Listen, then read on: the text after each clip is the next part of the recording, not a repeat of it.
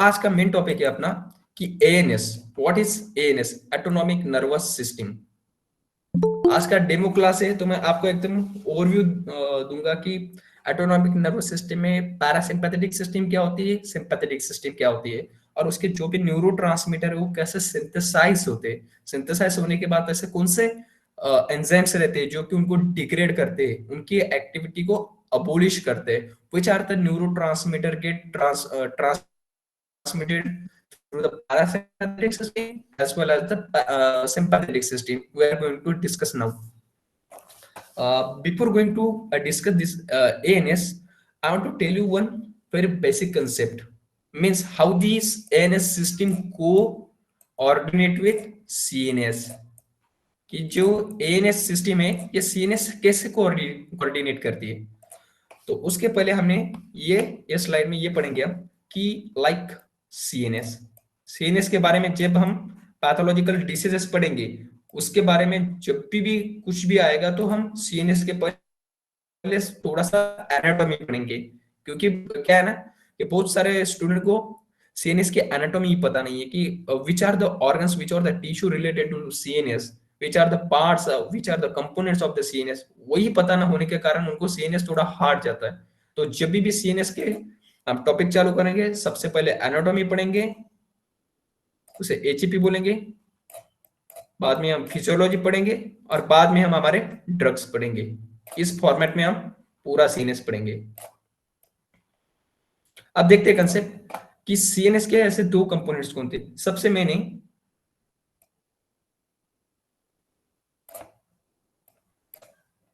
मैं जस्ट आपको समझने के लिए डायग्राम निकाल रहा हूं।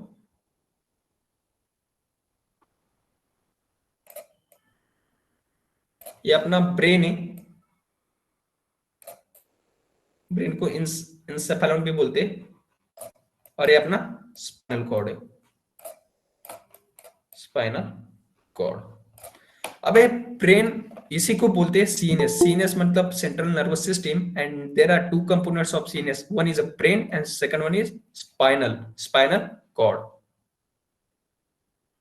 अब आज का फोकस हमारा एएनएस पर है, तो हम सीएनएस को खाली हम कोरिलेट करेंगे कि how this CNS system gate control, process, analyse and proceed by this CNS. तो मानते हैं कि जो भी अपनी पीएनएस है, पीएनएस मतलब क्या होता है, this ANS come under the category of हमारे बॉडी पेरिफेरल में। Nervous system, peripheral nervous system. Exactly, peripheral nervous system. वैसे देखे जाए तो हमारे बॉडी में दो सिस्टम है, एक होती है सेंट्रल नर्वस सिस्टम, दूसरी होती है peripheral nervous system. Peripheral nervous system के अंदर ही एनाटॉमिक नर्वस सिस्टम आती है, एटोनॉमिक नर्वस सिस्टम आती है। कैसे आती है, now we are going to discuss here. First of all we have to consider PNS, peripheral nervous system. अब पेरिफेरल नर्वस सिस्टम मतलब क्या है कि ऐसे कुछ सिग्नल होंगे जो कि पूरे बॉडी से किधर जाएंगे, सीएनएस के थ्रू, पूरे बॉडी से सीएनएस जाएंगे, और ऐसे सिग्नल्स होंगे कि सीएनएस से पूरे बॉडी के थ्रू आएंगे। Are you getting? अब कौन से सिग्नल बॉडी से सीएनएस की तरफ जाएंगे उसे बोलते हैं सेंसरी न्यूरॉन्स और sensory signals. Sensory sensory sensory neurons की, सेंसरी और sympathetic. No, just hold your horses। Sensory को एक और नाम होता है, इसे बोलते हैं एफेरेंट। क्या बोलते हैं? Efferent system. मतलब क्या होता है कि पूरे बॉडी का सेंसरी जो भी सेंस हमें, आप सुन रहे हो, आप देख रहे हो, आपको कुछ टच पेन हो रहा है, कुछ पेन हो रहा है, कुछ प्रेशर फील हो रहा है, तो वो सब कुछ इंफॉर्मेशन आपके सीएनएस की तरफ जा रहा है। आपको कुछ राइट करना है तो सीएनएस आपको सिग्नल सेंड कर रहा है। तो सेंसरी इंफॉर्मेशन है कि कौन कौन से ऐसे सेंस ऑर्गन है। अब सेंस ऑर्गन भी दो तरह के हो सकते हैं ना। एक हो सकता है कि स्पेशलाइज सेंसेशन। कौन सा हो सकता है? स्पेशलाइज। अब आपके स्पेशलाइज सेंसरी ऑर्गन कौन कौन से? Can anyone let me know? Sorry for the spelling mistake.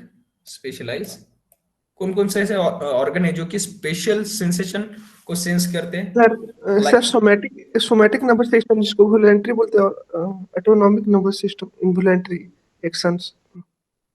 हाँ हाँ, it come under the motor, ये मोटर न्यूरॉन्स के अंडर आती है। I am asking about the ऐसे कौन कौन से स्पेशलाइज सेंसरी ऑर्गन्स है आपके बॉडी में? Sir hand, I. Like I, vision, yes. Great. आप खाली आंखों से ही देख सकते हो, पैर से नहीं देख सकते हो, या कुछ हेड से नहीं दिखते हो, है ना? आंखें नहीं होगी तो you can not able to visible this vibrant nature, है ना? Vision is a specialised organ. Then test, test है ना? Yes sir. आप खाली जुबान से ही क्या कर सकते हो? टेस्ट ले सकते हो। देन दूसरा है ईयर। ईयर के दो फंक्शन है जनरली, कौन कौन से? अगर हमें सुनना है तो ईयर में कॉक्लिया प्रेजेंट रहता है, cochlea. So cochlea is mainly responsible for the hearing. जो भी सुनना नोज है तो हमें नोज या कॉक्लिया। और जो हमें पता है कि हमारे जो भी बॉडी का पोस्चर है उसको मेंटेन करता है वेस्टिबुलर,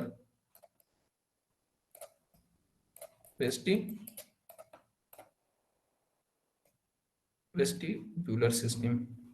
तो ईयर में दो तरह के सेंसेशन होते हैं। एक रिस्पॉन्सिबल फॉर रहता है कि हियरिंग के लिए, कौन होता है? कॉक्लिया। दूसरा होता है कि बैलेंस को मेंटेन करने के लिए, हमारा पोस्चर को बैलेंस, वो होता है वेस्टिबुलर। देन पहला देखा हमने विजन, दूसरा देखा टेस्ट, तीसरा देखा ईयर। अब फोर्थ है, एक ने बहुत ही बढ़िया आंसर दिया था, क्या था वो? Knows sir. नोज, एग्जैक्टली, उसको बोलेंगे हम ऑल फैक्टरी, स्मेल, है ना? ऑल फैक्टरी, स्मेल से ही लेते, हमें अदर ऑर्गन से स्मेल नहीं ले सकते। तो ये सब कुछ क्या है? स्पेशलाइज सेंसेशन है। अब जैसे कि विजन आई, हमारे टंग, हमारा ईयर, हमारा क्या बोल सकते हैं उसको, नोज, ये क्या करेंगे? सभी स्पेशलाइज सेंसेशन को सीनिस की तरफ भेजेंगे। ऐसा आ गया? आ गया ना सीएनएस की तरफ। अब ये सीएनएस मतलब क्या है कि ब्रेन और स्पाइनल कॉर्ड। इस ब्रेन और स्पाइनल कॉर्ड क्या करेगा? उसके पहले भी हम एक बार जनरलाइज का देखते हैं, बाद में ये कंसेप्ट आपका सब कुछ क्लियर हो जाएगा। एक देखा कि स्पेशलाइज इतने सारे सेंसेशन थे, ये अपने जस्ट सीएनएस की तरफ गए। अब देखते हैं कि दूसरे कौन कौन से ऐसे सेंसेशन है जो कि जनरलाइज में आते। जनरलाइज, अब इसमें भी दो दो तरह के सेंसेशन आ सकते हैं आपके, आ सकते हैं ना? एक आ सकता है कि सोमैटिक, मतलब जो भी आप लोकोमोशन करोगे, चलेगे, सोमैटिक। तो दूसरा होगा कि आपके जितने भी स्मूथ मसल या विसेलर मसल से, जैसे कि deeper part of the body. Somatic क्या है कि आपका सुपरफिशियल एरिया, जैसे कि आपका हैंड हो गया, लेग्स हो गया, नेक हो गया, इसकी मूवमेंट की जो भी इंफॉर्मेशन है, जो भी सेंसेशन है, इसे हम बोलेंगे लोकोमोशन एक्टिविटी। क्या बोलेंगे? लोको मोशन, लोकोमोशन। दूसरा है कि अपना स्किन, स्किन भी क्या है? एक सुपरफिशियल ऑर्गन है ना, एकदम बॉडी का सबसे ऊपर का जो भी सरफेस है उसे स्किन बोलते हैं। अब उससे जो भी, जैसे कि मानते कि आप बैठे और मैंने आपको एक पिंच किया, मतलब ये आपकी स्किन को प्रेशर फील हुआ, तो आपकी स्किन क्या करेगी? अब आप एग्जैक्ट नहीं बता पाओगे कि हाँ इसी रीजन पर मेरा दुख रहा है। आप क्या बोलोगे? जो फिंगर है आप रीजन पे मुझे क्या हो रहा है? पेन हो रहा है, लेकिन एग्जैक्ट पोजीशन नहीं पता होगी आपकी। और जैसे कि अब ये हो गया सोमैटिक, मतलब सुपरफिशियल लेयर रीजन का। दूसरा होता है विसेरल। विसेरल का मतलब होता है जो कि आपके डीपर पार्ट ऑफ द, जो भी मसल से, अब डीपर पार्ट कैसे? जैसे कि बहुत सारे गर्ल्स को जब पीरियड्स आते हैं तब एब्डोमिनल क्रैम्प्स होते हैं, एब्डोमिनल क्रैम्प्स। तो वो किसकी वजह से होते हैं? Due to the highly constriction of this visceral muscles of the stomach, abdominal cramps मतलब पेट का पेन, क्रैम्प्स, ठीक है। दूसरा हो सकता है कि किसी को कुछ पेन हो रहा है, डल पेन बोलेंगे उसको। ये क्या हो रहा है? क्रॉस हो रहा है। क्रॉस मतलब क्या? कि बहुत सारे मतलब एक रीजन में नहीं हो रहा है, ये ऐसे कुछ रीजन में हो रहा है कि आप डिफरेंशिएट नहीं कर पा रहे। अगर आपका पीठ मतलब कुछ बैक बैक पेन हो रहा है तो आप क्या बोलोगे कि हाँ मेरा बैक पेन हो रहा है, but you are not going to tell me the exact position. नहीं सर, मुझे इस पोजीशन पर बैक पेन हो रहा है। जैसे कि आप एकदम ओरिएंटेड हो कि हाँ सर, नोज से ही स्मेल लिया जाता है, दूसरे ऑर्गन से स्मेल नहीं लिया जाता। लेकिन आपका बैक बैक पेन हो रहा है तो आप क्या बोलोगे? हाँ यार इस रीजन पे हो रहा है, लेकिन मुझे एग्जैक्ट पता नहीं है ना? आर यू गेटिंग मी और not? Hello? Yes sir. Okay. ये सब कुछ आप देखते हैं कि ये यस सर। सेंसरी इंफॉर्मेशन है, मतलब हमारी बॉडी पूरी सेंस करी। अब इसमें और आता है कि जैसे कि टच, पेन, पेन का भी सेंसेशन होता है ना, pressure, touch, pain, pressure, temperature also,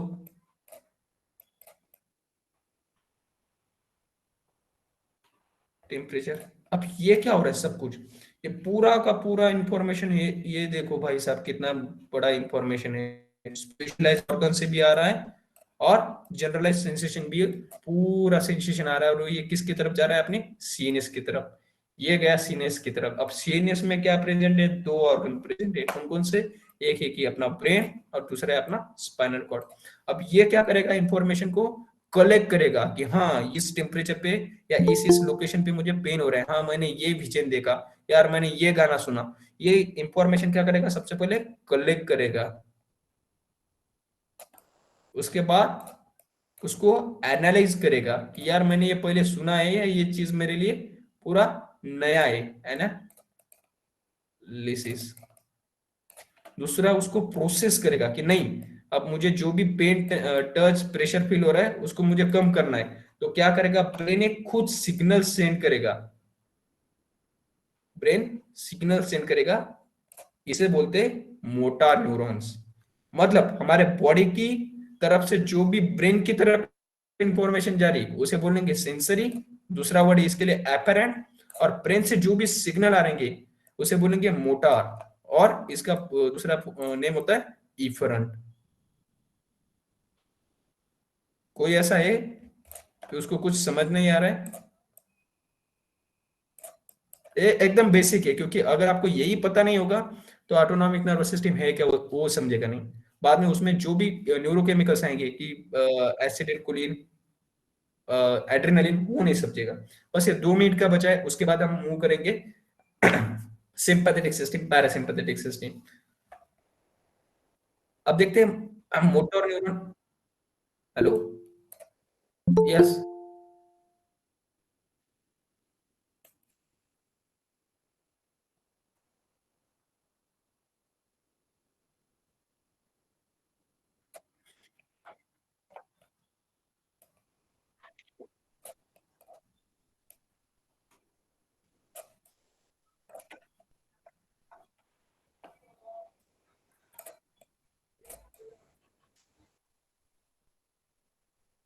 okay.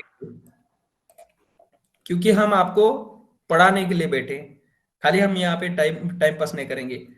Your responsibility is our responsibility, okay? So we were on this topic, motor.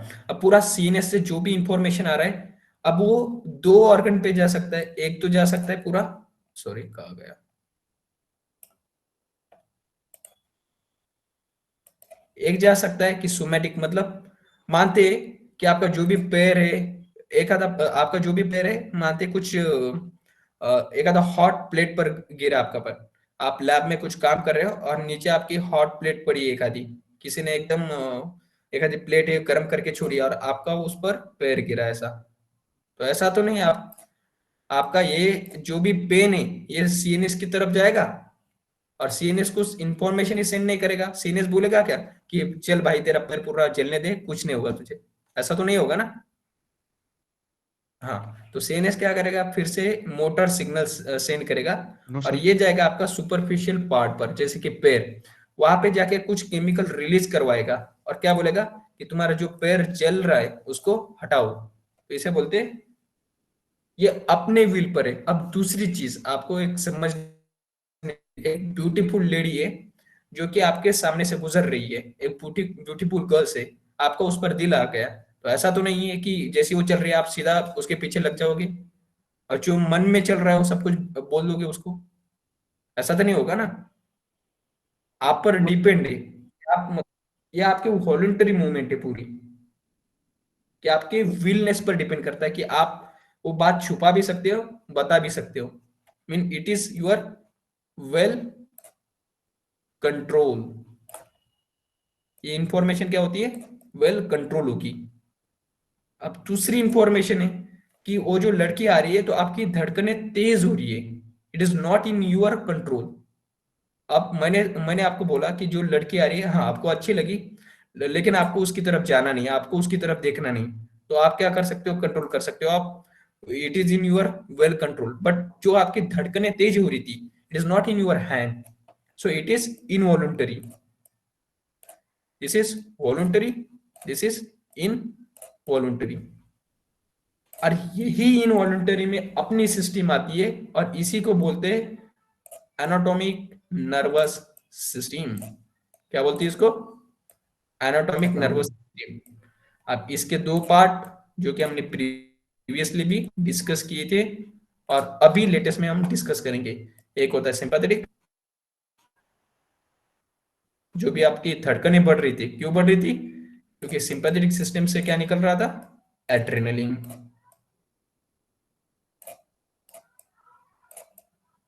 और दूसरा होता है आपका पैरासिम्पैथेटिक सिस्टम।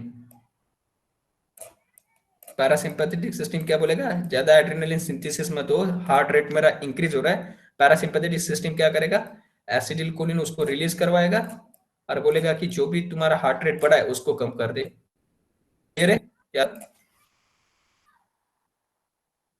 यस और नो? यस सर, क्लियर है। Yes sir. पक्का? यस सर, पक्का पक्का सर। सर, पक्का सर। ओके, एक मिनट मुझे आपकी चार्ट पढ़ने दीजिए क्योंकि it is very important for me. Try to take notes. Okay okay, समझ आ रहा है, कोई प्रॉब्लम नहीं है? No sir. कोई दिक्कत नहीं है sir. Easily understand. Okay, so अब देखते हैं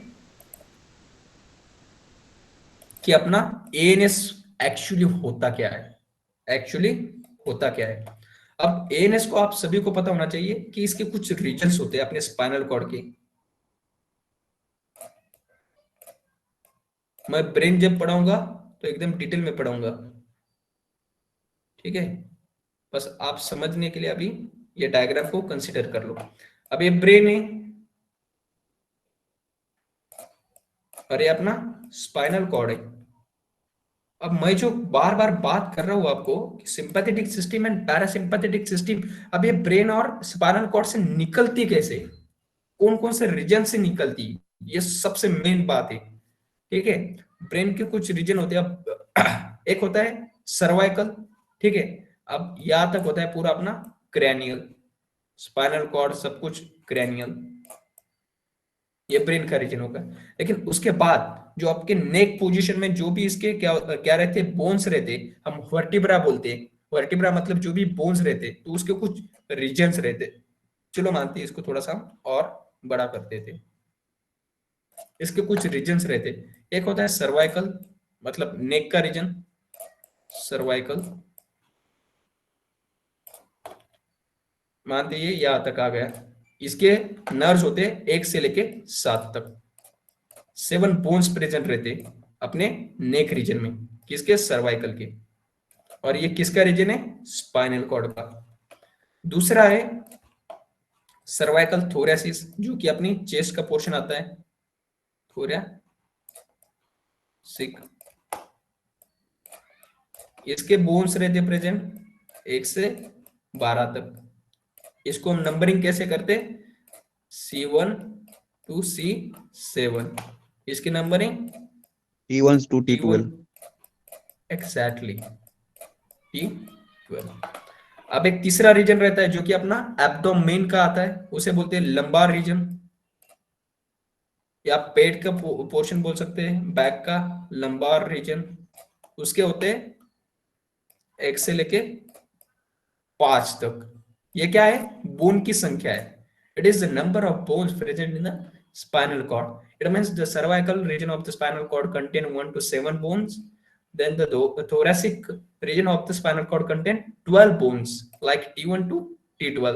This lumbar region also contain 5 bones. Then come to sacral.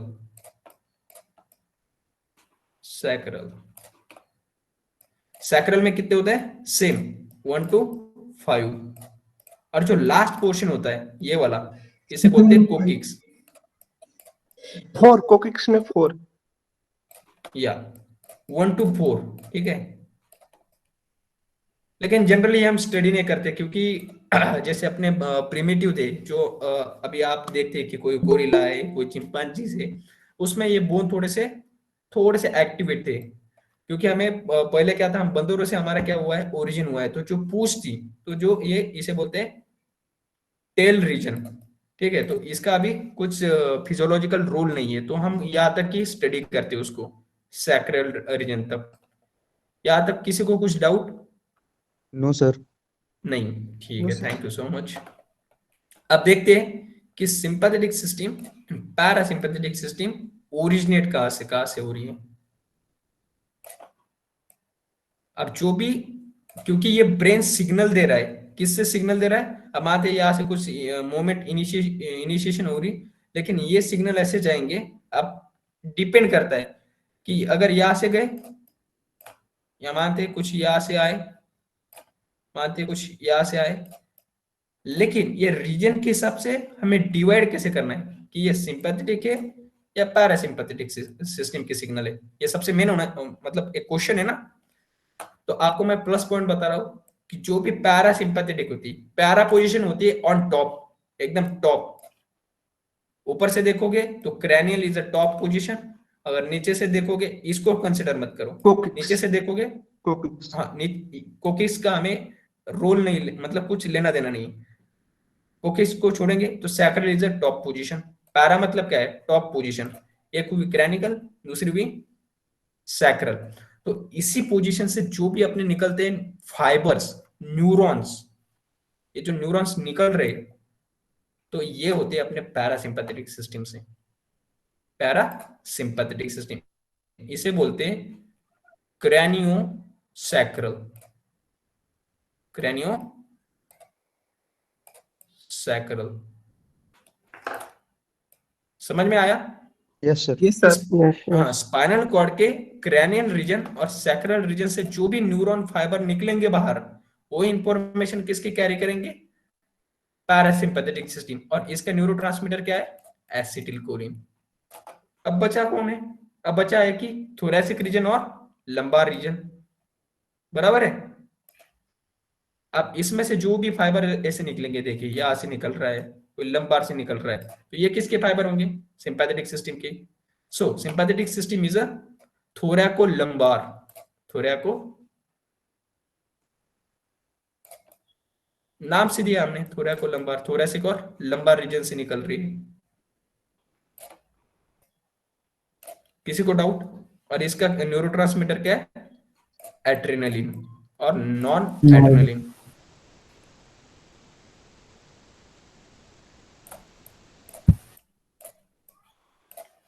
अब आपको मैं एग्जैक्ट लोकेशन दिखाता हूं। स्क्रीन दिख रही है? Yes, sir. Visible है. Yes sir. हाँ, आप देख सकते हो कि सिंपैथेटिक सिस्टम का कौन कौन सा रीजन है, डोर्सो लंबार। डोर्सो को हम ये थोड़ा को भी बोल सकते हैं, ठीक है। मतलब T1 से लेके L2 L3 तक जैसे मैंने आपको बोन बताया कि T1 से लेके T1 T2 T3 12 तक पूरा किसके फाइबर्स निकलेंगे, पूरे सिंपैथेटिक सिस्टम के। लेके लंबार रीजन से, लंबार के 5 बोन है तो लंबार के 3 बोन से क्या निकलेंगे, पूरे सिंपैथेटिक सिस्टम के फाइबर्स निकलेंगे। वो इंफॉर्मेशन कैरी करेंगे एड्रेनलिन वाली। और दूसरा है कि पैरासिम्पैथेटिक सिस्टम, उसके रीजन कौन कौन से, एक क्रैनियोसैक्रल। अब क्रैनियल का पार्ट कौन कौन सा है, जैसे कि 3 नंबर का बोन हुआ, मतलब 3 नंबर की पोजीशन में 3, 6, 9, 10, जो भी क्रैनियल पोर्शन है you have to write down 3। ये एकदम स्पेसिफिक पूछा जाता है एग्जाम में, ठीक है। 3, 6, 9, 9, 10। और जो भी सैक्रल पोजीशन है, सैक्रल पोजीशन जैसे S2 एंड S4, मतलब S2 से लेके S4 से जो भी इंफॉर्मेशन निकलेगी वो कहां से निकलेगी, पूरी पैरासिम्पैथेटिक सिस्टम की निकलेगी। अब दूसरा ये पॉइंट आपको ध्यान में नहीं रखना है। अब मेन इसका पॉइंट है कि न्यूरो इफेक्टर ट्रांसमीटर कौन कौन से, कि मैंने बार बार आपको बोला कि सिंपैथेटिक सिस्टम के नॉर एड्रेनलिन और एड्रेनलिन न्यूरोट्रांसमीटर निकलता है, और पैरासिम्पैथेटिक सिस्टम से एसिटिलकोलिन निकलता है। लेकिन उसके अलावा जो कि आप सभी को पता होना चाहिए, और यही जीपैट एग्जाम मांगता है, कि which are the neurotransmitter, which are the minor neurotransmitter synthesize और release from the sympathetic system. तो आप सभी को तो बस दो ही पता है, कि एक पता है कि नॉर एड्रेनलिन, और पैरासिम्पैथेटिक सिस्टम का पता है एसिटिलकोलिन। लेकिन एग्जाम में ये सारे ऑप्शन दिए जाते हैं कि like noradrenaline in minor it contain ATP means adenosine triphosphate, NPY means neuropeptides, DA means dopamine and ACh means acetylcholine. Minor amount में सिंपैथेटिक सिस्टम से भी एसिटिलकोलिन रिलीज होता है।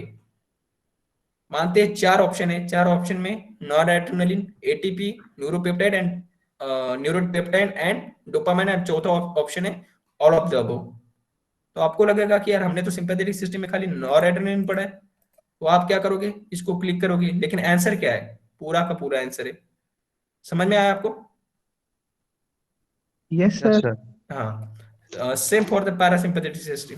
उसमें क्या है कि खाली एसिटिलकोलिन ही रिलीज नहीं होता है, तो उसके साथ जो माइनर केमिकल्स है, जैसे कि वीआईपी मतलब वैसो एक्टिव इंटेस्टिनल पेप्टाइड्स, दूसरा होता है नाइट्रिक ऑक्साइड। ये भी क्या होता है, उसके साथ कंटिन्यूअसली सिंथेसिस होता है। क्लियर है यहाँ तक सभी को? Yes sir. हाँ ये Yes, sir. sir. हाँ Yes, sir. ये 2 पॉइंट आपको सभी को नोट डाउन करना है। एक करना है उसका रीजन का ओरिजिन, कौन कौन से रीजन से हो रहा है, और दूसरा करना है कि कौन कौन से अदर न्यूरोट्रांसमीटर है माइनर में जो कि इस सिस्टम से रिलीज होते हैं। ये हुआ होगा तो दूसरा हम क्या करेंगे, थोड़ा सा आगे जाएंगे।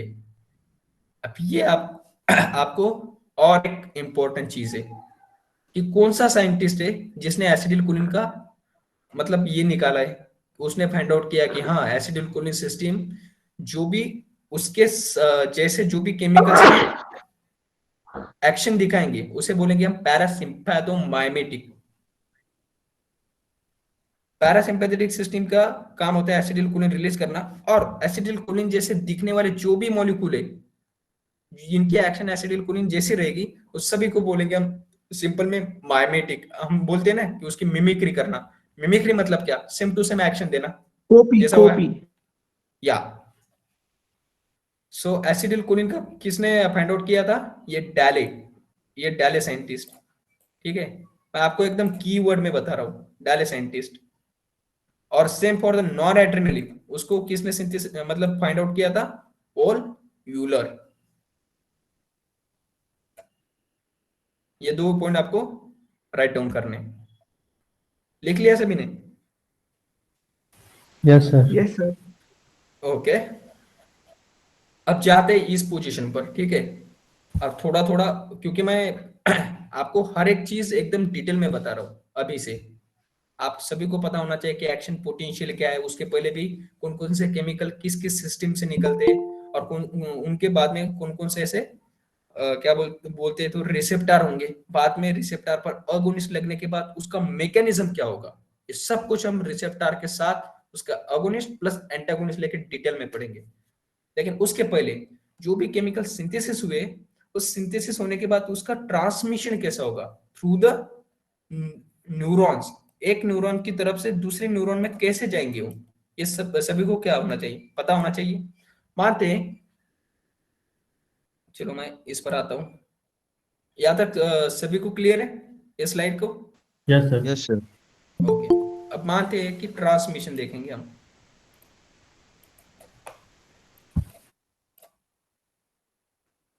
एक न्यूरॉन से दूसरे Sir, न्यूरॉन से, हाँ yes, again repeat, sir. Again repeat, sir. पिछला ओके, वाला.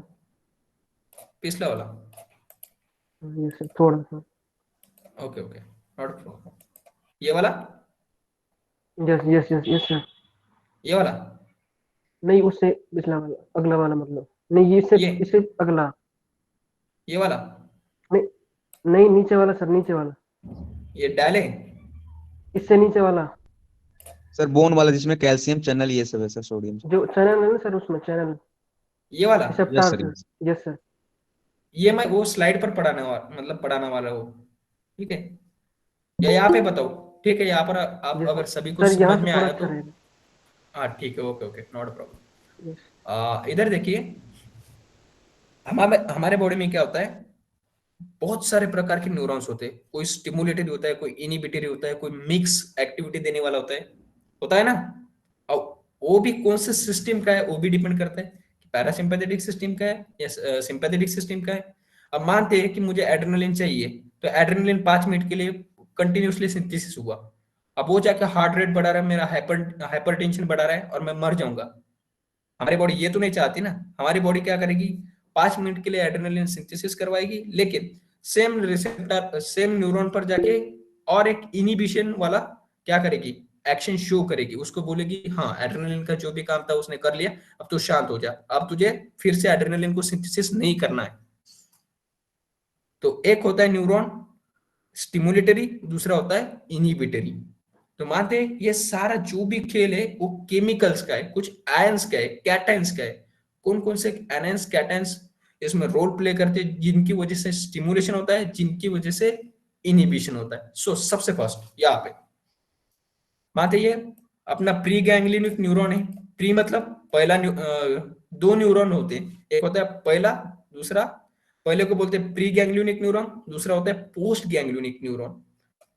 प्री गैंग्लियनिक न्यूरॉन में क्या होता है, जितने भी अपने केमिकल है उसके टर्मिनल पोजीशन, ये जो भी आपको गोल गोल सर्कल दिख रहा है ये वेसिकल है, इसमें जाके स्टोर होते हैं। जस्ट कंसीडर वन एग्जांपल, जो भी रेड आपको दिख रहा है सर्कल में, ये क्या है, आपका सभी का एड्रेनलिन है, लेकिन ये तो यहाँ पे जाके सेफ पोजीशन पे जाके बैठा है। इसको बाहर कैसे निकालना है, इसको बाहर निकालते जो भी न्यूरॉन्स होते हैं ये लीकेज चैनल्स प्रेजेंट रहते हैं, उस पर सभी चैनल्स प्रेजेंट रहते हैं। उसमें से एक चैनल कौन सा है, सोडियम पोटेशियम चैनल है, सोडियम पोटेशियम ट्रांसपोर्टर भी बोल सकते हो उसको। अब ये वर्क कैसे करेगा, सबसे पहले सेल के अंदर निगेटिव चार्जेस रहते, ये सब कुछ कंसेप्ट है membrane, resting membrane potential, resting membrane potential. इसकी हेडिंग में हम देख रहे कि सेल के एक्रॉस कौन से कैटायंस अंदर आएंगे, कौन से एनायंस अंदर आएंगे, या कौन से कैटायंस एनायंस बाहर जाएंगे, उसकी वजह से हमें एक्शन पोटेंशियल मिल रहा है, उसकी वजह से हमें स्टिमुलेशन और इनिबिशन मिल रहा है, ये हम देख रहे हैं। और क्योंकि उसी पर डिपेंड करता है कि जो भी सेल के अंदर है वो बाहर फेंकेगा, तो वो कैसे फेंकेगा, यहाँ पे अब पूरा फोकस। मानते सेल के सबसे फर्स्ट हम नॉर्मल कंडीशन में बैठे, मतलब सेल के अंदर निगेटिव चार्जेस है। दो कंडीशन, दो टर्मिनोलॉजी आप सभी को पता होना चाहिए, एक पता होनी चाहिए पोलराइजेशन, दूसरा पता होना चाहिए डीपोलराइजेशन। पोलराइजेशन, डीपोलराइजेशन मतलब क्या, उसके पहले पोलराइजेशन मतलब सेल के अंदर पूरे नेगेटिव चार्जेस है, जस्ट राइट डाउन, सेल के अंदर जो भी नेगेटिव चार्जेस है उसको बोलेंगे हम पोलराइजेशन, मतलब रिलैक्सेशन, रिलैक्स है अपनी सेल। लेकिन हमें कुछ एक्टिविटी शो करना है, अब एक्टिविटी करने के लिए केमिकल रिलीज करवाना है, और वो केमिकल क्या करेंगे, दूसरे न्यूरॉन पर स्टिमुलेशन का एक्शन शो करेंगे। मतलब दूसरा न्यूरॉन अगर एक्साइट होगा तो हमें क्या होगी, कुछ भी एक्टिविटी करनी है तो परफॉर्म कर पाएंगे हम, मानते हैं। तो सबसे पहले क्या होता है, सोडियम का कॉन्सेंट्रेशन बाहर ज्यादा रहता है लेकिन सेल के अंदर कम रहता है। सोडियम का कॉन्सेंट्रेशन सेल के बाहर ज्यादा रहता है, सेल के अंदर कम रहता है। और सेल के अंदर क्या है, पूरे नेगेटिव चार्जेस है, लेकिन सोडियम पर चार्जेस कौन सा है, पॉजिटिव। और पोटेशियम मतलब कुछ मात्रा में सेल के अंदर ज्यादा होता है और सेल के बाहर कम होता है। यहाँ तक क्लियर है सभी को? Yes yes sir. Sir, yes sir. हाँ, अब क्या हो रहा है, सिंपल सी बात, हाँ सिंपल सी बात है। ये सोडियम क्या होगा, सेल के अंदर आएगा।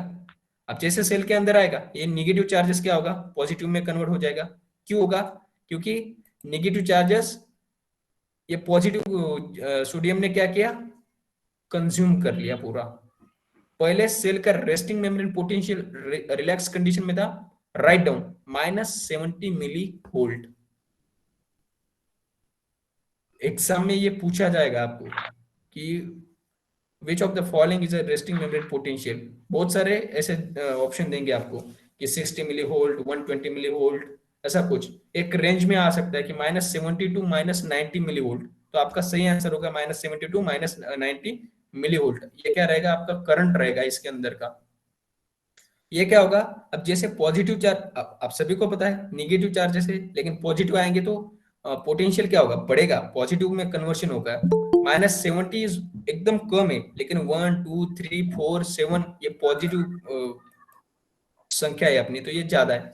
क्या होगा, नेगेटिव का कन्वर्शन पॉजिटिव में होगा। और जैसे सोडियम अंदर आता है, तो यहाँ पे इस डायग्राम में शो नहीं किया है, लेकिन मैं आपको एक्स्ट्रा पॉइंट बता रहा हूँ। जैसे सोडियम अंदर आता है, तो ये पोलराइजेशन का डीपोलराइज होता है। डी का मतलब होता है कि निगेटिव का कन्वर्शन पॉजिटिव में होना, इसे बोलते हैं डीपोलराइजेशन। और ये सेंस करता है कैल्शियम चैनल, उसे बोलते हैं वोल्टेज डिपेंडेंट कैल्शियम चैनल।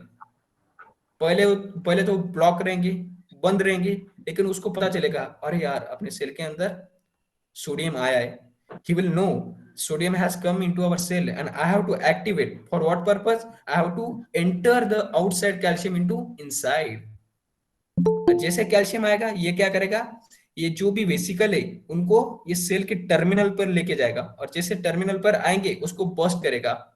और उसकी वजह से क्या होगा, जो भी केमिकल है ये ऐसे सिनेप्स में आ जाएंगे। सिनेप्स क्या होता है, दो न्यूरॉन के बीच की जो भी स्पेस होती है उसे सिनेप्टिक क्लेफ्ट बोलते हैं। अब ये सिनेप्स में आ गया, मानते हैं दूसरे न्यूरॉन पे जाके फिर से लगेगा, और उसकी वजह से क्या होगा, एक्शन पोटेंशियल, हमें जो भी एक्टिविटी लेनी है वो एक्टिविटी होगी।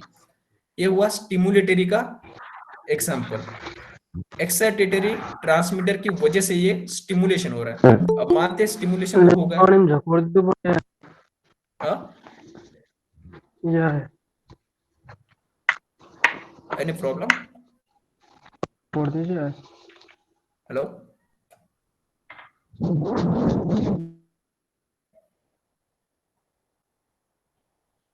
Any problem, yes sir, no are you getting me or are you getting me, means am I Yes, talking sir. clear to Yes, you? sir. Okay, yes sir continue sir.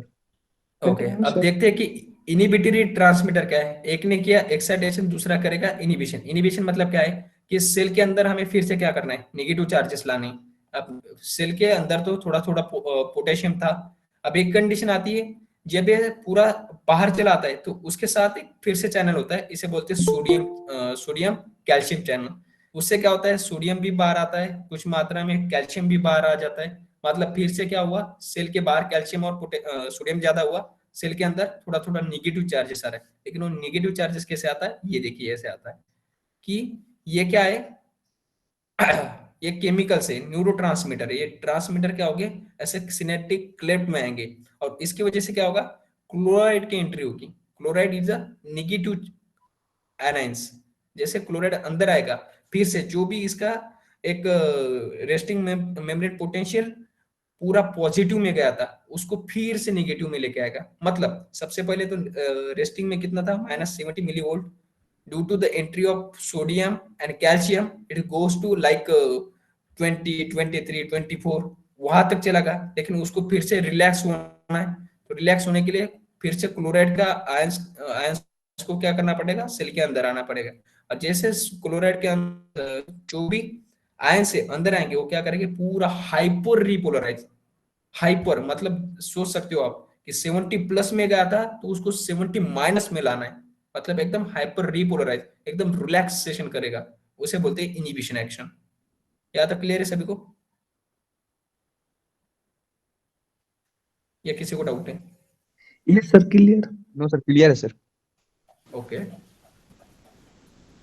सो अब आते हैं हमारे main topic पर। यह मैंने इसीलिए बताया आपको कि आप सभी को पता होना चाहिए कि सेल के अंदर हम बार बार बोल रहे हैं कि यार ये न्यूरोट्रांसमीटर बाहर आ रहा है, ये न्यूरोट्रांसमीटर इनहिबिट कर रहा है, लेकिन वो कर कैसे रहा था? इसीलिए मैंने आपको एक बार मेम्ब्रेन, रेस्टिंग मेम्ब्रेन का कंसेप्ट बताया। अब पढ़ेंगे कि हाउ दिस एड्रेनलिन और nor adrenaline gets synthesise into cells. और कौन से सेल? अपनी न्यूरॉन्स, सिंपैथेटिक न्यूरॉन्स। ठीक है, अब देखिए इसका सिंथेसिस। ये क्लियर है, सभी को दिख रहा है? Yes yes sir, sir, yes. Visual sir. Yes sir. Okay,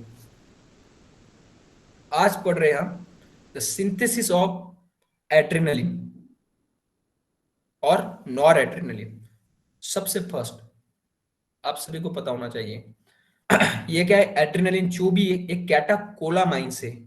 catecholamines मतलब इसमें एक रिंग स्पेसिफिक प्रेजेंट रहती है, जिसमें एक बेंजीन रिंग है, उसमें ये दो, एक OH है और एक यहाँ पे, मतलब 4 और 5th पोजीशन पे क्या है? OH। इस रिंग को बोला जाता है कैटाकोलामाइन रिंग। ठीक है, लेकिन हमें पता है कि ये फिनिलामाइन वगैरह सब कुछ क्या है? ये अमाइनो एसिड है। मतलब इसमें दो ग्रुप है, आप देख सकते हैं कि एक है NH2, दिख रहा है ना, NH2, और दूसरा है COOH, अमाइनो एसिड ग्रुप। अब देखते हैं एड्रेनलिन को सिंथेसिस करने के लिए सबसे पहले जो भी प्रिकर्सर है, मतलब खाने से कैसे एड्रेनलिन बनेगा। तो खाने में हमें क्या खाना खाना पड़ेगा, या हमारे बॉडी में कौन सा अमीनो एसिड प्रेजेंट रहना पड़ेगा? Phenyl alanine. ये फिनिल एलानाइन रहेगा जो कि लिवर में जाएगा। लिवर में एक एंजाइम प्रेजेंट रहेगा। फिनिल एलानाइन का स्ट्रक्चर ऐसे होता है NH2CH OH और ये रिंग। इस पर आप देख सकते हो कि OH एक भी प्रेजेंट नहीं है, उसको हमें कैटाकोन में कन्वर्ट करना है। तो वो कन्वर्ट करने के लिए कौन सा एंजाइम रहेगा? एक टायरोसिन हाइड्रोक्सिलेज नाम का एंजाइम रहेगा, ये हाइड्रोक्सिलेज, जो कि लिवर में प्रेजेंट है। ये क्या करेगा? एक OH ग्रुप इसको दे देगा। जैसे देगा तो आप यहां पर देख सकते हो 4th पोजीशन पे क्या आया? OH ग्रुप आया। Now this phenyl alanine is convert into tyrosine. इसका कन्वर्शन इसमें हो गया with the help of hydroxylase. और यही सबसे मेन प्रोसेस होती है, इसे बोलते हैं रेट लिमिटिंग स्टेप। आपको एग्जाम में पूछा जाएगा in the synthesis of adrenaline which is the rate limiting step, or which of the following enzyme is present in a rate limiting step। उसमें कुछ एग्जांपल आएंगे जैसे कि dopamine, decarboxylase, hydroxylase, N methyl transferase, और एक enzyme आएगा tyrosine hydroxylase. तो आपका सही आंसर क्या है? Tyrosine tyrosine. हाइड्रोक्सिलेज। एग्जैक्टली, ये क्या कर रहा है? फिनिल एलानिन का कन्वर्शन टायरोसिन में कर रहा है। अब क्या हो रहा है फिर से? अब होता है फिर से यहाँ पे हमें क्या करना है? एक OH ग्रुप लगाना है यहाँ पे। अभी एक OH ग्रुप कौन लगाएगा? दूसरा एंजाइम लगेगा, उसे बोलते हैं डोपा हाइड्रोक्सिलेज। डोपा हाइड्रोक्सिलेज क्या करेगा? इसका कन्वर्शन इसमें करेगा। देख सकते हैं यहाँ पे OH ग्रुप आ गया। अब क्या करना है हमें? अब ये क्या हो रहा है सब प्रोसेस? सबसे पहले आपको पता होना चाहिए टायरोसिन सिंथेसिस हो गया अपने लिवर में। अब ये कहा जाता है, ये जाता है अपने ब्रेन, स्पाइनल कॉर्ड के रीजन में। स्पाइनल कॉर्ड के कौन से रीजन में जाता है? जैसे कि थोरैसिक लंबर रीजन में जाता है। क्यों? क्योंकि वहां पे क्या प्रेजेंट है? अपने सिंपैथेटिक न्यूरॉन्स प्रेजेंट है। अब वहां पे चला गया न्यूरॉन्स के बाहर। अब ये क्या करेंगे? न्यूरॉन्स में आ जाएगी। न्यूरॉन्स में दो कंपोनेंट है, एक है साइटोप्लाज्म और दूसरा है न्यूक्लियस, और तीसरा है एक वेसिकल।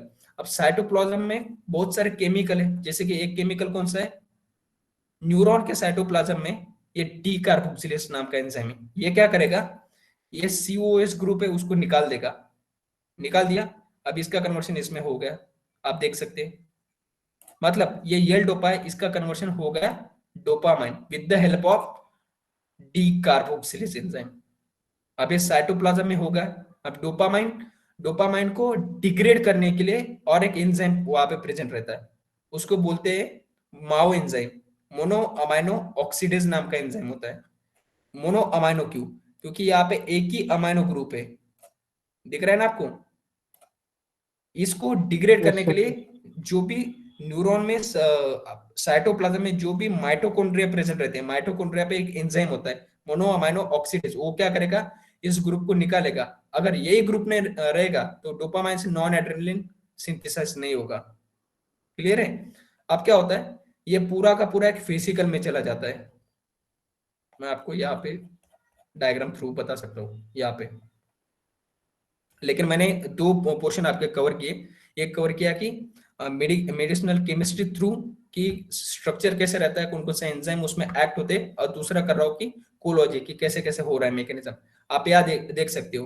ये सबसे पहले यहाँ पे मानते हैं, यहाँ पे फिनिलएलानाइन था, उस पर टायरोसिन हाइड्रोक्सिलेज नाम का एंजाइम प्रेजेंट एक्ट हुआ, उसने कन्वर्शन किया टायरोसिन में। अब टायरोसिन इस ट्रांसपोर्टर से क्या होता है, ये देखिए ये न्यूरॉन है, ये कौन सा न्यूरॉन है, एड्रिनर्जिक न्यूरॉन है। एड्रिनर्जिक मतलब सिंपैथेटिक सिस्टम वाला। ये टायरोसिन आ गया। अब टायरोसिन का कन्वर्शन हो रहा है dopamine with the help of dopamine hydroxylase. अब डोपामाइन का कन्वर्शन डोपा का कन्वर्शन डोपामाइन में हो रहा है with the help of D carboxylase. अब आप देख सकते हैं ये जो डोपामाइन ट्रांसपोर्टर है इसे बोलते हैं वेसिकल मोनो अमाइनो ट्रांसपोर्टर। आप देख सकते हैं यहाँ पे ये वेसिकुलर मोनोअमाइन ट्रांसपोर्टर। ये डोपामाइन क्या करता है, इस वेसिकल में ऐसे जाके स्टोर होता है, और जैसे स्टोर होता है तो आप फिर से सिंथेसिस पर चले जा सकते हैं। डोपामाइन बनाए, ये जो डोपामाइन है, डोपामाइन का कन्वर्शन होता है नॉर एड्रेनलिन। जो जैसे ये वेसिकल में चला जाता है डोपामाइन, तो उस वेसिकल में एक एंजाइम प्रेजेंट होता है, उसे बोलते हैं बीटा हाइड्रोक्सिलेज। और ये बीटा हाइड्रोक्सिलेज क्या करता है, इस डोपामाइन का कन्वर्शन नॉन एड्रेनलिन में करता है, जो कि वेसिकल में प्रेजेंट रहता है। क्लियर है यहाँ तक सभी को? Yes Yes, sir. sir. Yes, sir. हाँ। और ये वेसिकल क्या होता है, एक क्रोमैनिन नाम का एक ये रहता है प्रोटीन, एक क्रोमोग्रेनिन। वेसिकल में एक प्रोटीन है, ये जो भी अपना नॉन एड्रेनलिन मतलब बनाए, वो प्रोटीन के साथ जाके बाइंड होता है। अब जैसे हमने ऊपर देखा कि सोडियम आ रहा था, कैल्शियम आ रहा था, और वो कैल्शियम क्या कर रहा था, जो भी वेसिकल है उसको सिनेप्टिक क्लेट में जाके फेंक रहा था, और उससे क्या हो रहा था, ये हमारे देख सकते हैं आप यहाँ पे, ये देखिए नॉन एड्रेनलिन ऐसे बाहर आ जाएगा, आ गया बाहर। हमें पता है कि ऊपर किस किस की एक्शन हुई, सोडियम की, पोटेशियम की और कैल्शियम की, उसकी वजह से sodium nor adrenaline synaptic cleft में चला आ गया। अब मैंने अभी बताया था आपको, जो भी है नॉर एड्रेनलिन है उसमें क्या है, एक अमाइनो ग्रुप है, उसको डिग्रेड करने के लिए एक माइटोकॉन्ड्रिया पे एक एंजाइम प्रेजेंट रहता है उसके सरफेस पे, उसे बोलते हैं मोनो अमाइनो ऑक्सीडेज। ये क्या करेगा, इसका ब्रेकडाउन करेगा। किसमें करेगा, एक करेगा डोमा और दूसरा है मोपेक। इसका फुल फॉर्म यहाँ पे आप देख सकते हो, 3,4 हाइड्रोक्सी मैंडेलिक एसिड, और दूसरा होता है 3 मिथोक्सी 4 फिनिल ग्लाइकॉल, इसमें कर देता है, और जो कि हमारे कुछ काम का नहीं होता है। मानते हैं ये यहाँ पर इसका ब्रेकडाउन किया। अब दूसरी चीज है कि ये नॉर एड्रेनलिन है, ये सिनेप्टिक क्लेफ्ट में चला आ गया। ऐसा तो नहीं कि ये कंटिन्यूसली बीटा और अल्फा पर एक्शन दिखाएगा, ऐसा तो नहीं होगा ना। सेल क्या करेगी, खुद को रियलाइज करेगी कि मुझे इस मात्रा में इस पर्टिकुलर रीजन पे इस टाइम पीरियड तक एड्रेनलिन की एक्शन देना है, उसके बाद उसकी एक्टिविटी को कम करना है। आप एक्टिविटी को खुद कम करने के लिए या आप देख सकते हो अल्फा 2 नाम के रिसेप्टर है। मैं रिसेप्टर के बारे में अभी कुछ नहीं बता रहा हूँ, मैंने सबसे पहले आपको इसका सिंथेसिस और कैसे सिंथेसिस हो रहा है ये बता रहा हूँ। उसके बाद कल देखेंगे हम एकदम पूरा रिसेप्टर के बारे में एकदम डिटेल में कि ये एक्चुअली मैकेनिज्म कैसे करते हैं, और सिंपैथेटिक और पैरासिम्पैथेटिक सिस्टम कैसे कौन कौन से रिसेप्टर होते हैं। यहाँ तक क्लियर है सभी को? Yes, sir. Yes sir. या सर के ऊपर जा रहा है? नहीं सर, आ रहा है सर. नो सर, बिल्कुल नहीं। Okay okay. तो आप देख सकते हैं कि ये जो वेसिकल में नॉर एड्रेनलिन आया है उसकी खुद की एक्टिविटी ब्लॉक करने के लिए यहाँ पे खुद के रिसेप्टर रहते हैं अल्फा 2। ये जाके क्या करेगा, एक सिग्नल सेंड करेगा कि बस हुआ, अब नॉर एड्रेनलिन को सिंथेसिस और सेक्रेशन मत होने दीजिए। उसने जो भी एक्टिविटी करना था अल्फा 1 पर और बीटा पर उसने एक्टिविटी शो की है। अब इसको तुम फिर से रीअपटेक कर लो, और रीअपटेक करने के लिए यहाँ पे फिर से कुछ ट्रांसपोर्टर चाहिए, उसको बोलते हैं नॉन एड्रेनलिन ट्रांसपोर्टर। अब ये ट्रांसपोर्टर क्या हो गए, ऐसे इससे क्या होगा, एड्रेनलिन फिर से अपटेक हो जाएगा, और यहाँ पे आने के बाद फिर से इसको वेसिकल में कौन भेजेगा, ये भाई साहब, कौन सा, वेसिकल मोनोअमाइनो ट्रांसपोर्टर 2। अब क्लियर है यहाँ तक, यस सर। या ऐसा Yes, कोई sir. बंदा है उसको कुछ समझ नहीं आ रहा है? आ रहा है ना समझ में? Yes yes sir, clear. Okay. अब जब जब ये नॉर एड्रेनलिन वेसिकल में प्रेजेंट होता है, उसको मारने के लिए फिर से एक एंजाइम प्रेजेंट रहता है, उसे बोलते हैं कॉम्ट। कॉम्ट क्या बोलते हैं, कॉम्ट। इसका फुल फॉर्म होता है, यहाँ पे आप देख सकते हो, कैटाकोल, हाँ, कैटाकोल ओ मिथिल ट्रांसफरेज। अब आपको एक की फीचर मैं बताना चाहता हूँ कि एग्जैक्टली ये जो एंजाइम होते हैं, इसके स्ट्रक्चर पर कौन सा स्ट्रक्चर उसका डिग्रेड करते हैं, यहाँ पे बता रहा हूँ मैं। यहाँ पे आप देख सकते हो, मानते हैं नॉर एड्रेनलिन सिंथेसिस हुआ, जो माओ एंजाइम होता है, मोनो अमाइनो ऑक्सीडेज, ये क्या करता है, इस अमाइनो एसिड को निकाल देता है, और उसकी वजह से दो हमने देखा कि डोपेक और एक मोमेक नाम का केमिकल सिंथेसिस होता है, जो कि हमारे बॉडी के लिए कुछ काम का नहीं, और वो बाद में एक्सक्रीट आउट हो जाता है हमारे बॉडी से। लेकिन जो दूसरा एंजाइम है सिनेप्टिक क्लेप में प्रेजेंट है, उसको बोलते हैं कॉम्ट। ये एक्ट होता है इस रिंग पर। कैटाकोलामाइन किस पर एक्ट होता है, कॉम्ट एंजाइम इस रिंग पर जाके एक्टिवेट होता है, और इस रिंग को क्या करता है, डिग्रेड कर देता है। अब यही रिंग नहीं रहेगी तो एड्रेनलिन और नॉन एड्रेनलिन कुछ काम का नहीं रहेगा। क्लियर है सभी को? ओके यस हाँ। सो in exam they will ask Yes, sir. in which position of this adrenaline this MAO enzyme get activated and degrade this adrenaline. So you have to answer the MAO enzyme is act on this ENS2 group, and COMT enzyme act on this ring. Clear? Yes Yes, yes sir. Okay. And with which protein this adrenaline और non adrenaline bind, ये protein के साथ वो क्या करते हैं, bind होते हैं क्रोमोग्रेनिन के साथ।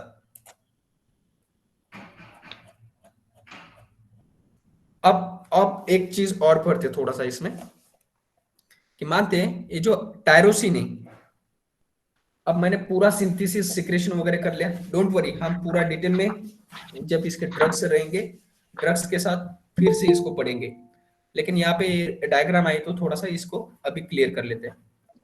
अब टायरोसिन है, मानते हैं कि ये नॉर एड्रेनलिन की वजह से क्या हो रहा था, मुझे हार्ट रेट बढ़ रहा था, हार्ट रेट बहुत तेजी से बढ़ रहा था। तो इस डायग्राम में, इस सिंथेसिस में, सिंथेसिस एंड सिक्रेशन में एंड इसका अपटेक में ऐसे कौन कौन से ड्रग मैं यूज करूंगा कि उसकी नॉर एड्रेनलिन की एक्टिविटी कम हो जाएगी, पॉइंट है ना। तो एक है कि टायरोसिन का, मानते हैं हमने एक ड्रग दे दिया, ये टायरोसिन जैसे दिखने वाला, इसे बोलेंगे अल्फा मिथिल पी टायरोसिन, ये टायरोसिन जैसे दिखने वाला है, लेकिन ये पूरा नकली है, डुप्लीकेट माल है। ये क्या करेगा, इसके सिंथेसिस में जाके ब्लॉक कर देगा उसको, ठीक से डोपा नहीं बनेगा, जो भी डोपा बनेगा वो तो डुप्लीकेट है, उसकी डोपामाइन की जैसे एक्टिविटी नहीं रहेगी। दूसरा है कि ये डोपामाइन जैसे दिखने वाला एक आधा ड्रग देंगे, उसे बोलेंगे अल्फा मिथिल डोपा, जो कि एक्चुअल में डोपा नहीं है, तो ये डोपामाइन ढंग से बनेगा नहीं। मानते कुछ मात्रा में डोपामाइन पहले से बना था, लेकिन उसको फिर से हम ऐसा ब्लॉक कैसे करेंगे। अब ये जो डोपामाइन है, ये अगर बाहर रहेगा तो उसको डिग्रेड कौन करेगा, माओ, है ना। लेकिन ये वेसिकल के अंदर जा रहा था, किसके हेल्प से, ये वेसिकल मोनोमाइनो ट्रांसपोर्टर थ्रू 2 के हिसाब से। अगर हमने इसी ट्रांसपोर्टर को अगर ब्लॉक कर दिया तो ये डोपामाइन ऐसे ही बाहर रहेगा, अरे डोपामाइन को ब्लॉक कौन या डिग्रेड कौन करेगा, माओ करेगा। तो हमें इस वेसिकल को क्या करना है, ब्लॉक करना है। तो उसको ब्लॉक करने के लिए क्या करते हैं, रिसरपिन देते हैं, जो कि राउल फिया से हम क्या करते हैं, डिराइव करते हैं। That's why we called rauwolfia is come under the category of anti hypertensive. Yes sir हाँ, reserpine block the uptake of dopamine into vesicle. अब दूसरा चीज है कि देखिए ये ग्वानिथिडिन जो है ये बहुत ही नॉटी नॉटी किस्म का है। ये क्या करता है, सबसे पहले ऐसे जाता है, और ये जो भी यहाँ पे जाके ना, मैं यहाँ पे आपको समझाने की कोशिश करता हूँ।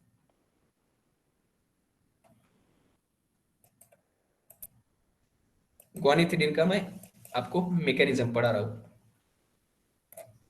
ऐसे वेसिकल है, मानते हैं जो भी गोल है ये अपनी नॉन एड्रेनलिन है, ठीक है, नॉन एड्रेनलिन है। और यहाँ पे कौन प्रेजेंट है, माओ,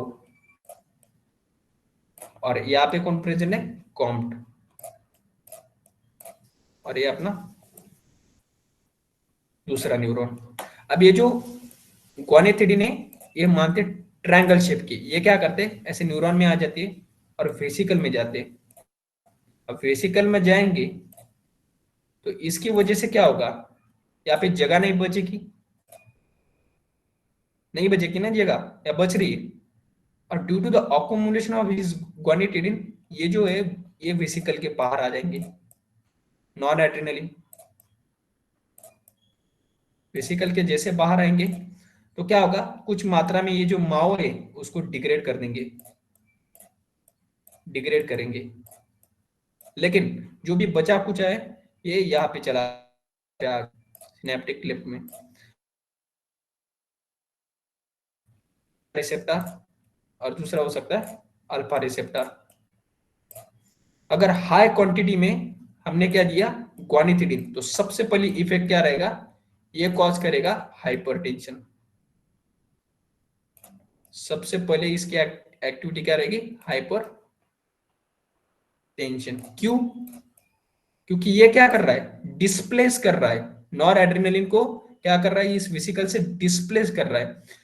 पहले 10 भेजने थे तो ये जैसे क्वांटिटी जाएगा ये 100 मॉलिक्यूल बाहर भेजेगा, लेकिन कॉम्प के पास तो 15 की कैपेसिटी मानते हैं डिग्रेड करने की, लेकिन जो ऊपर के बचे 85 उसको कौन डिग्रेड करेगा, वो तो जाके सीधा इस पर जाके बाइंड होगी, और इसकी भी मानते हैं कि 15 मॉलिक्यूल को ये डिग्रेड कर सकता है।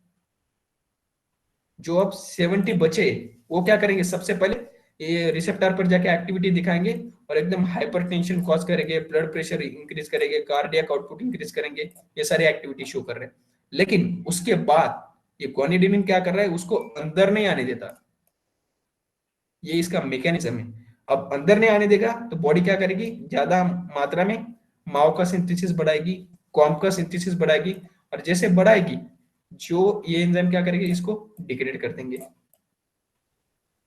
तो लेटर फेज में ये क्या एक्शन दिखाएगा, एंटी हाइपरटेंसिव। समझ में आया? Yes sir. Yes sir. दो एग्जाम जोड़ी में है, पूछ सकता है, हाँ एग्जाम में पूछ सकता है, is the primary action of this dhoti guanidinium यहाँ गिर गया पानी सारा खाओ पर। is mute your mic। Clear है सभी को?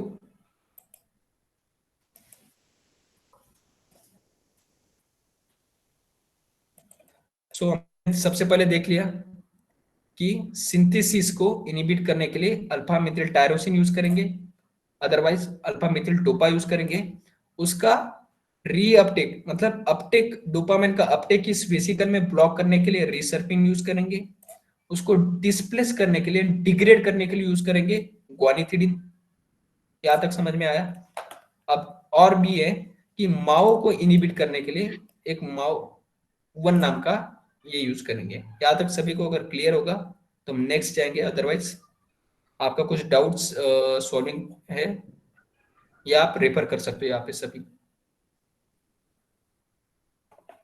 सिंथेसिस को इनिबिट करने के लिए हमने ये 2 ड्रग देखे, ब्लॉक करने के लिए कोकेन, हाँ कोकेन का यहाँ पे बचा था। कोकेन का मैकेनिज्म क्या है, जैसे रिसर्पिन न्यूरॉन के अंदर उसको वेसिकल में नहीं जाने दे रहा था, तो ये कोकेन क्या करेगा, जो बाहर सिनेप्टिक क्लेफ्ट में, उसको जल्दी से जल्दी ये वेसिकल में पहुंचना पड़ेगा, अदरवाइज ये कॉम्प्ट और माओ क्या करेंगे, उसको डिग्रेड करेंगे। तो कोकेन क्या करता है, ये जो नॉर एड्रेनलिन ट्रांसपोर्टर है उसको ब्लॉक कर देता है, उस पर जाके बैठ जाता है। अब ये ब्लॉक रहेगा तो ये सेल के अंदर नहीं जा पाएगा, न्यूरॉन के अंदर नहीं जा पाएगा, और नहीं जाएगा तो ये कॉम्प क्या करेगा, उसको पूरा डिग्रेड कर देगा। क्लियर है सभी को? Yes sir. ओके, यहाँ पर आप सभी देख सकते हो कि सिंथेसिस को कैसे ब्लॉक कर दिया, अपटेक को कैसे ब्लॉक किया, वेसिकुलर अपटेक को कैसे ब्लॉक किया, और एक गोनेथिडिन वगैरह इसने डिस्प्लेसमेंट थ्रू उसका मैकेनिज्म कैसे उसको पहले हाइपरटेंशन एक्शन दिखाई, उसके बाद एंटी हाइपरटेंशन एक्शन कैसे दिखाई, ये सब कुछ हमने डिटेल में देखा। बाद में ये माओ एंजाइम कैसे इनहिबिट कर रहा था, ये भी देख लिया हमने। अब इसके ड्रग वगैरह हम कल के 1-2 लेक्चर में सब डिटेल में देखेंगे कि कौन कौन से ड्रग है जो कि एड्रेनलिन जैसे एक्टिविटी दिखाएंगे, कौन कौन से ऐसे रिसेप्टर है जो कि एड्रेनलिन में इन्वॉल्व होंगे, कौन कौन से ऐसे ड्रग होंगे जो कि एड्रेनलिन को ब्लॉक करेंगे, और कौन से रिसेप्टर पर उसका सिलेक्टिव नॉन सिलेक्टिव एक्शन रहेगी। क्या था, क्लियर है सभी को? Yes sir. Yes, sir. Now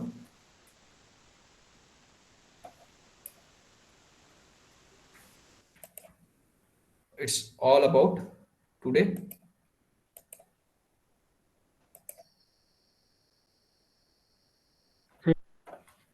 So guys, please let me know whether you you understood or not, or if you have any queries, just let me know. I will be surprised for answer. Yes, Suraj, you are going to tell something. Yes, sir. Clear, sir. Okay, anyone else?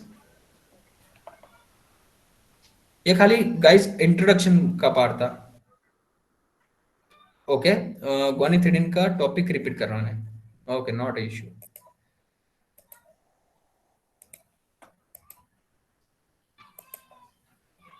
Slide दिख रही है मेरी? Yes sir, visible sir. Okay, Arun यहाँ पर देख सकते हो आप कि गोनिथिडिन का मैकेनिज्म क्या है। हमें पता है अगर ये डोपामाइन या नॉर एड्रेनलिन ये वेसिकल के अंदर रहेगा तो सेफ रहेगा, The इसके बाहर sound is रहेगा। breaking. Now clear sir, clear clear है सर, सही है। ओके साउंड के लिए बोल रहा था। Okay okay. सो गोनिथिडिन का मैकेनिज्म क्या रहेगा, मानते हैं ये नॉर एड्रेनलिन और डोपामाइन जब तक ये वेसिकल में नहीं जाएंगे तो उसको डिग्रेड करने के लिए हमें पता है माओ नाम का एक एंजाइम होता है, ठीक है। लेकिन ये जो गोनिथिडिन है ये नॉर एड्रेनलिन को इनडायरेक्ट वे से कम कैसे कर रहा है, तो कम कैसे कर रहा है, सबसे पहले ये जाएगा, यहाँ पे मैंने शो किया था अभी, ये देखिए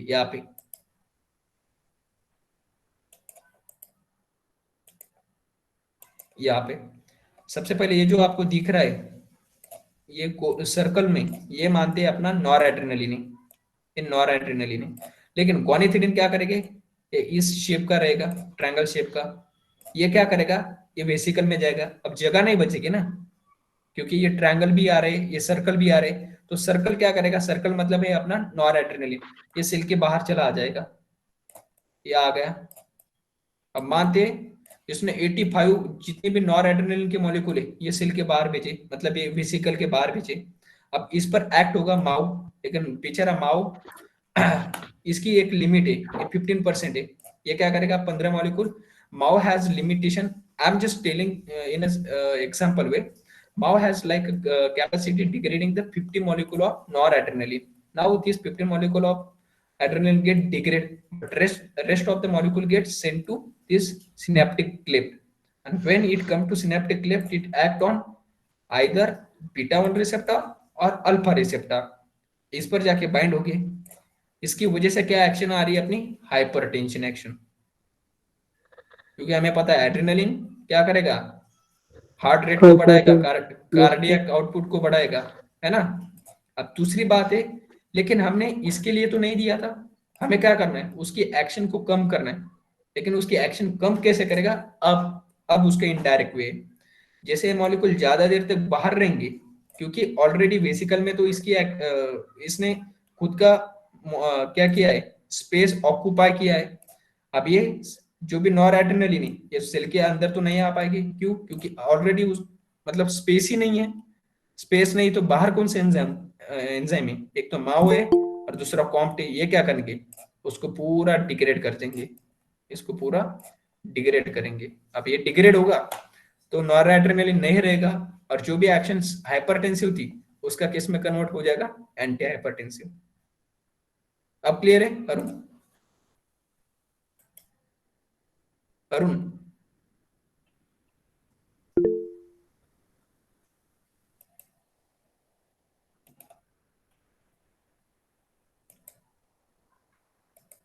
हेलो? Yes, sir. Okay.